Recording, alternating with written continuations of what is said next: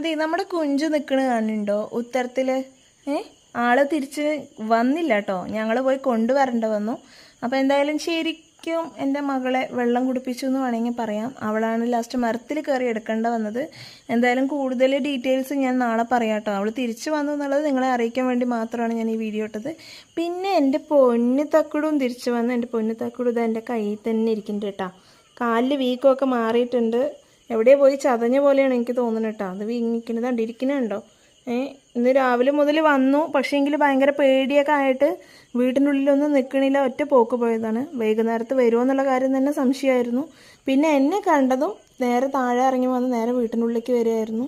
അപ്പോൾ എന്തായാലും ആൾ പുതിയ കൂടെ വെക്കാനുള്ള തയ്യാറെടുപ്പൊക്കെയാണ് തോന്നുന്നു. ഇവിടുന്ന് ഓരോ സാധനങ്ങളായിട്ട് വലിച്ചെടുക്കാൻ നോക്കുന്നുണ്ട്.